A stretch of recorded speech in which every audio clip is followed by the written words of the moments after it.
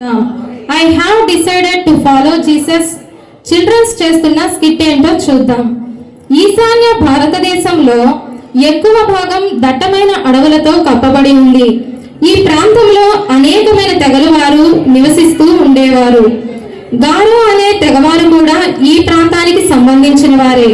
ప్రస్తుతం వీరి ఆనవాళ్లు అస్సాం రాష్ట్రంలో కనిపిస్తూ ఉంటాయి. నిజానికి వీరు భయంకరమైన మూఢనమ్మకాలతో జీవిస్తూ ఉండేవారు. బయటి వారెవరిని వారి ప్రాంతానికి రానిచ్చేవారు కాదు. పొరపాటున ఎవరైనా వచ్చినా వారిని బ్రతకనిచ్చేవారు కాదు.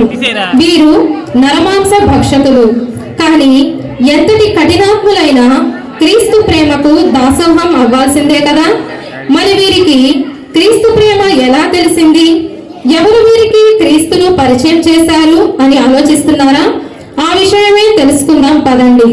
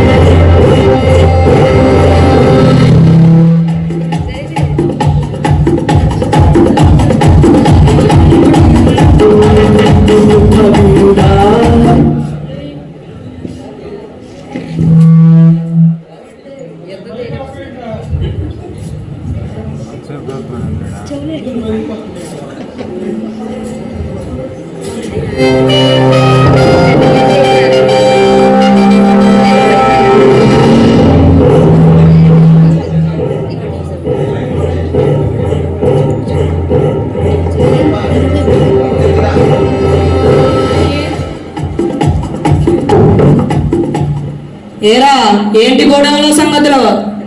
దండాలయ్యా దండాలు. దండాలు దండాలు. నేను విన్నది నిజమేనా? ఎందురా? చాలా మంది తెల్ల మిషనరీలు వచ్చి ప్రతి గోడాన్ని తిరిగి ఎవరో కొత్త దేవుడి గురించి చెప్తున్నారంట. నిజమేనా? అవునరా. మొన్న నేను అడవిలో ఉండగా ఎవరో ఒక ఆయన తట్టి ఎవరో తెల్లాయన దీన్ని ఇచ్చారు. దీన్ని బైబుల్ అంటారంటారా? ఏంటి బైబులా? ఎంత ధైర్యం నీకు? అది నా చేతిలోంచి తీసేట్టు పడే. క్షమించండి దొరా, క్షమించండి. అరే, అందరి గోడల గురించి నాకు తెలియదు, కానీ నా గోడలో మాత్రం ఆ తెల్ల వాళ్ళని అస్సలు రానివ్వను. ఎవరైనా నా మాట కాదని వాళ్ళని రానిచ్చినా వాళ్ళ మాటలు నమ్మినా చంపేస్తా. అర్థమైందా? చంపేస్తా. సరే దొరా, సరే. మీ మాటే మాకు వేదం.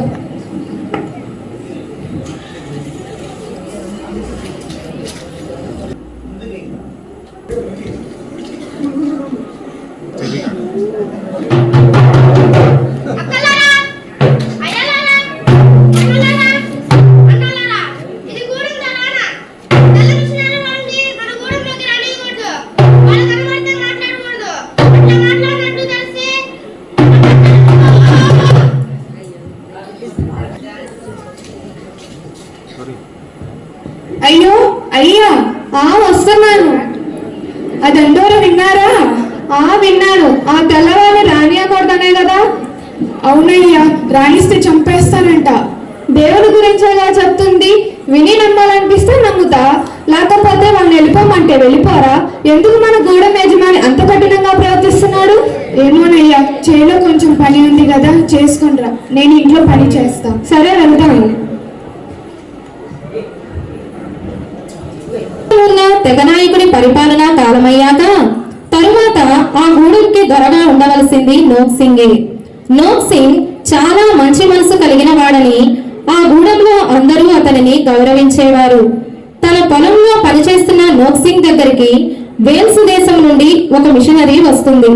ఆ కాలంలో మిషనరీలు వారు వెళ్ళాలి అనుకుంటున్న ప్రాంతానికి సంబంధించిన భాష, కట్టుబాట్లు అన్నీ ముందే తెలుసుకొని వెళ్ళేవారు.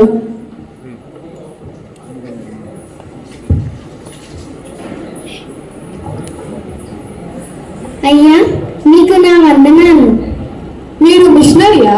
అవును, నేను వేల్స్ దేశం నుండి వచ్చాను. మీరు ఎందుకు ఇక్కడికి వచ్చారు? మా గూడెం వాళ్ళు ఎవరైనా చూస్తే మిమ్మల్ని చంపేస్తారు. చూడండి, నాకు చావు అంటే భయం లేదు. నేను ఇప్పుడు చనిపోయిన మరుక్షణం నా దేవుని వద్ద కళ్ళు తెరుస్తాను.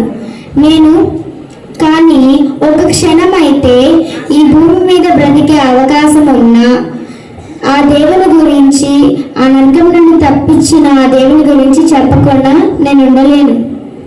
ఏంటి, మీకు చావంటే భయం లేదా? ఒకవేళ చనిపోయినా దేవుని దగ్గర బ్రతుకుతారా?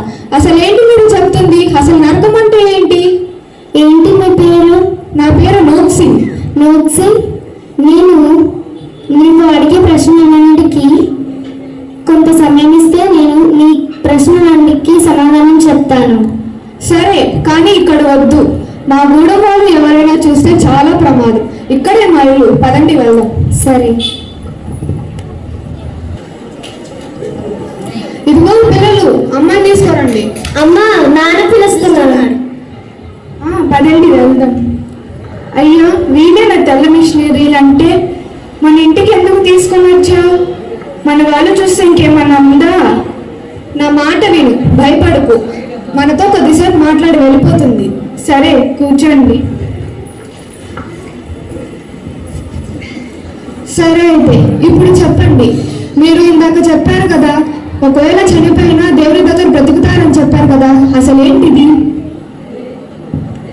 ఈ భూమి మీద బ్రతుకుతున్నది బ్రతుకు కాదు, చనిపోయాక కూడా మరొక జీవితం ఉంటుంది. మనం ఇక్కడ జీవించిన విధానాన్ని బట్టి నిర్ణయింపబడుతుంది మనం పరలోకానికా నరకానికా అని.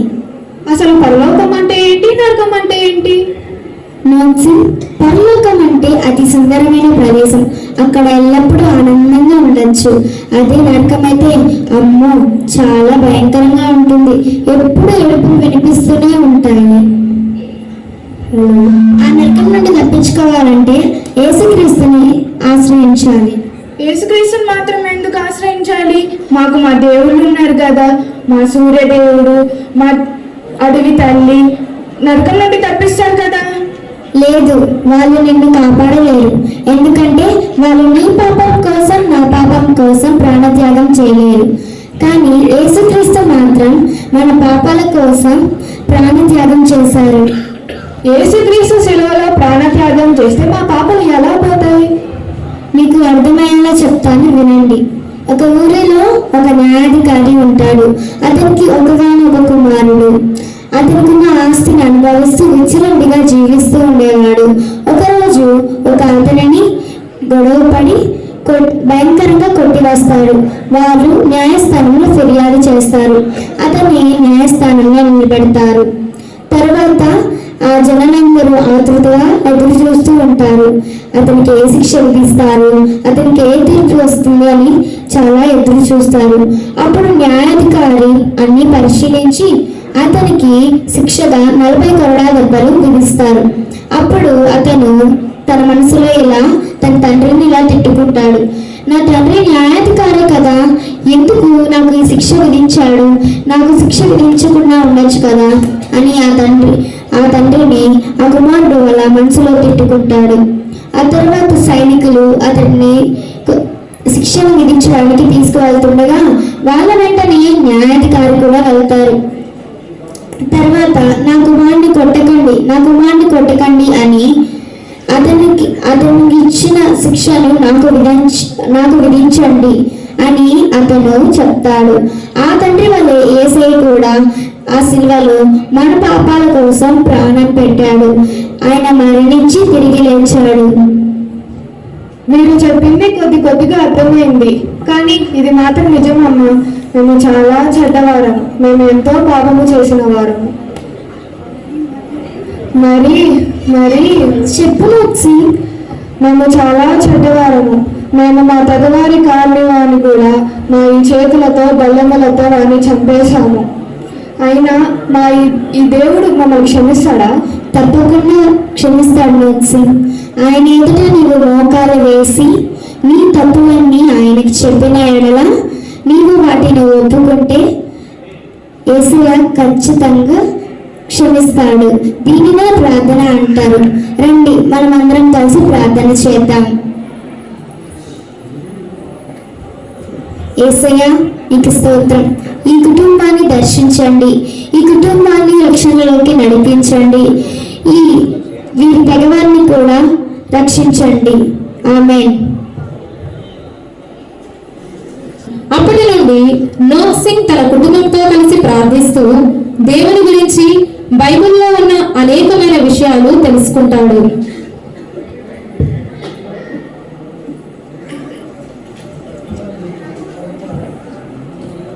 పిల్లలు, నిన్న మనం ఏం చదువుకున్నాం? నిన్న 5 రొట్టెలు 2 చేపలు తెచ్చిన వారిని యేసయ్య ఆశీర్వదించి విరిచి 5,000 మందికి పంచిపెట్టారు నాన్న. అరే భలే చెప్పారే. సరే, ఈరోజు ఇంకో కథ చూద్దామా? సరే నాన్న.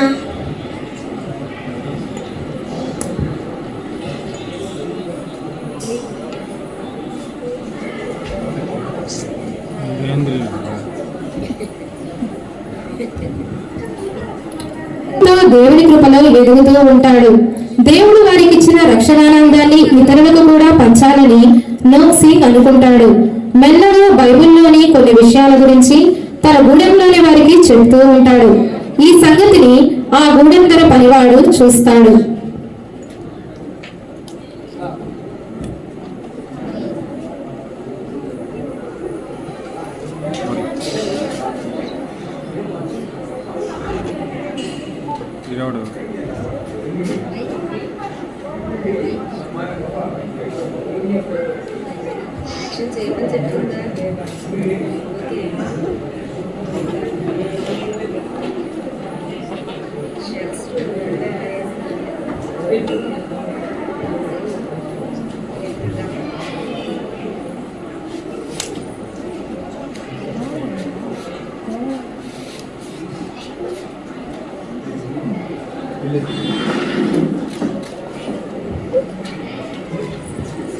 అవునా నోక్సి, ఎంత పిచ్చి పని చేసావు? మొదలు చెప్తాను ఉండు. అయ్యా దేవా, ఆ నోక్సి మీరు ఇచ్చిన ఆడను మీరేడయ్యా. ఆ దేవుడి గురించి మన గూడెంలో వాళ్ళందరికీ చెప్తున్నాడయ్యా. ఏమన్నా ఎంత పని చేశాడు ఆ నోక్సి? వాడిని నమ్మి గూడానికి ధరణ చేద్దామనుకుంటే వాడు ఈ పని చేశాడు. వెంటనే రేపు పంచాయతీ పెట్టించు. ఆ నోక్ సింగ్ గారికి చెప్పు, వాడుగా ఆ దేవుడిని విడిచిపెట్టకపోతే నా చేతిలో చచ్చిపోతాడేమి. సరే కదా.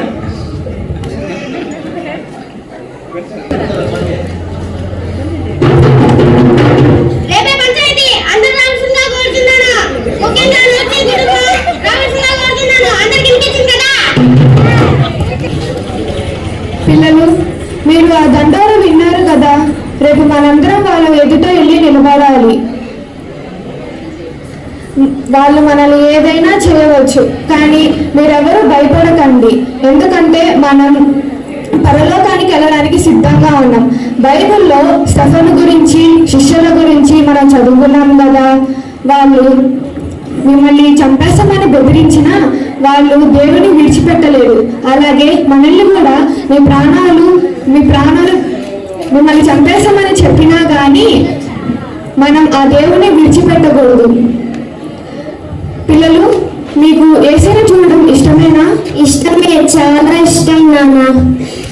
ఒకటి గుర్తుపెట్టుకోండి, రేపు మీకు భయం వేసినా భయపడకండి. వాళ్ళు మనల్ని ఏదైనా చేయొచ్చు, సరేనా?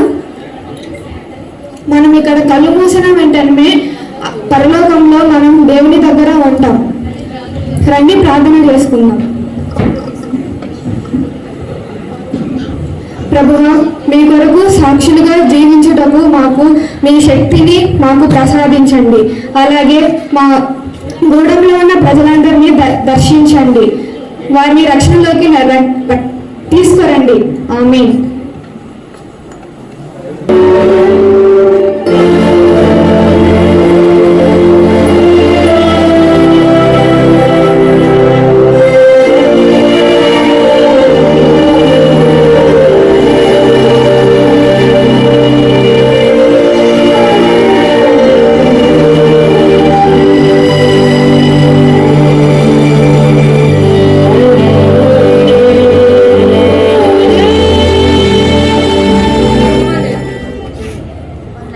పని చేసావురా.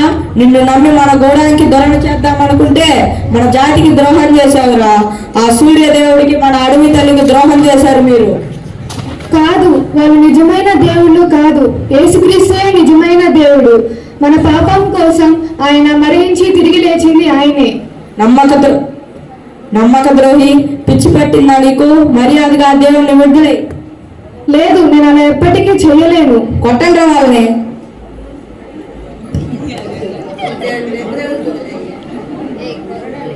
మరి నోటి మీద కొట్టండ్రా. నాకే నీతులు చెప్తున్నావురా. మర్యాదగా దేవుణ్ణి విడిచిపెట్టు, లేదంటే నాలోని రాక్షసుని చూస్తావు. లేదు, నేను అలా ఎప్పటికీ చెప్పలేను. యేసుక్రీస్తు ఆ నిజమైన దేవుడు. చంపేంద్ర వాళ్ళని.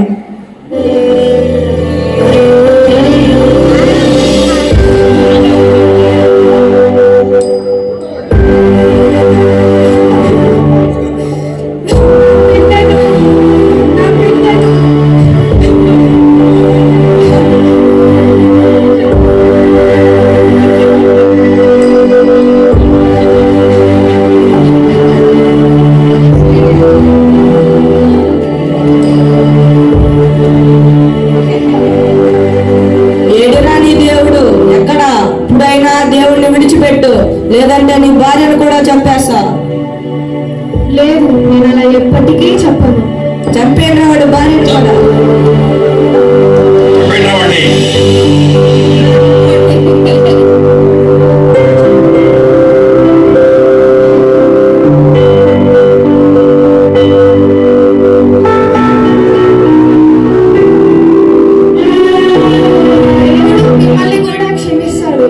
ఆ దేవుణ్ణి మీ సొంత రక్షకునిగా అంగీకరించండి. క్షమాపణ అది నాక? అరే నోక్సి, నేను ఈ గోడాం ధరని అందరికి క్షమాభిక్ష నేనే వేస్తాను. అలాంటి నన్ను క్షమించమని నీ దేవుణ్ణి అడుగుతున్నావా? ఏముందిరా దేవుడిలో? నీ భార్య పిల్లల ప్రాణాలు తీసినా వదలవా నీ పిచ్చి విశ్వాసాన్ని?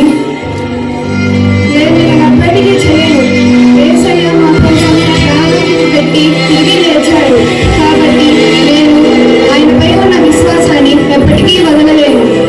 క్షమిస్తాడా? అది ఉండమా? ఏంట్రా నువ్వు అంటుంది?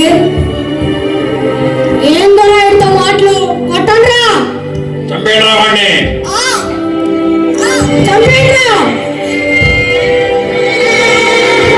ఎంత పని చేశారా?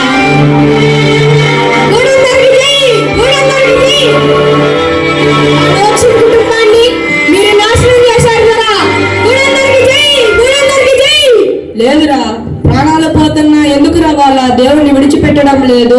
అరే ఆ దేవుడిలో ఏదో ఉందిరా. మనం వాళ్ళని చంపగలిగాము కానీ వాళ్ళలోని విశ్వాసాన్ని చంపలేకపోయాం. ఆ దేవుడిలో ఏదో ఉందిరా. అరే ఆ బైబిల్ ఇలా ఇవ్వు. ఇవ్వండి ఆ బైబిల్. చంపేనా వాడిని.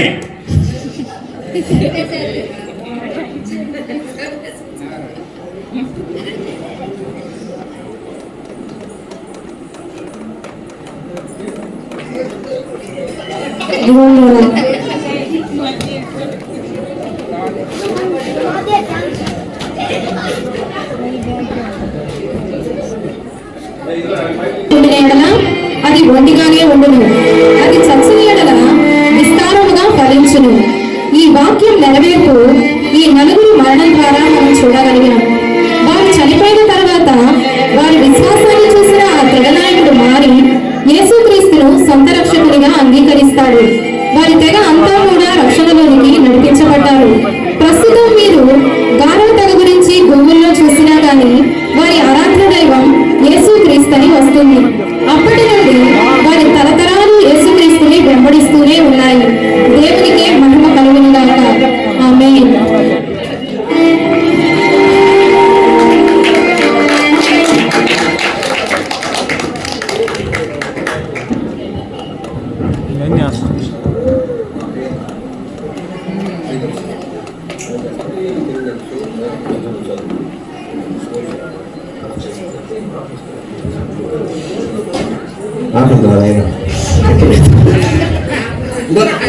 ఉండండి. చక్కగా నేను మిషనరీస్ మన భారతదేశానికి వచ్చినప్పుడు ఉన్న పరిస్థితులు, అనేక మంది తండాల మధ్య, జాతుల మధ్య, తెగల మధ్య సేవ చేసినప్పుడు ఇలాంటి సంఘటనలు అనేక మంది ఎదుర్కొని హతసాక్షులుగా చనిపోయారు. హతసాక్షులు అయిపోయినందువల్ల అనేక మంది తండా నాయకులు, విగ్రహారాధికులు మార్చబడ్డారు. ఇదొక సందేశం. అంటే సువార్త ప్రకటించే విషయంలో సర్వలోకులకు వెళ్ళి సర్వ సృష్టికి సువార్త ప్రకటించే నమ్మిన వారు రక్షణ పొందుతారు, నమ్మిన వారికి శిక్ష అన్నట్లుగా మార్కు సువార్త చెప్పినట్లుగా సువార్త అనేది ప్రకటించడం మన బాధ్యత. ఈ ఒక కుటుంబం హతసాక్షి వేయటం వల్ల ఈ యొక్క ఒక తెగ మార్చబడింది, ఒక తండా మార్చబడింది. అంటే దీని యొక్క సందేశం. ఈ నూతన సంవత్సరంలో మన సండే వాళ్ళే రా బాబు వాళ్ళందరికీ నిలబడమ్మా చప్పుడు ఒక్కసారి అందరూ గట్టిగా లేదా ఈ మాత్రం ఎదురుగా తండా నాయకుడు మాట్లాడు మన విజయవాడ పాస్ గారు మనోడు రాసారి మంచి బిర్యానీ ఉంది, మంచి బండి అయిపోయిందా? ఓకే.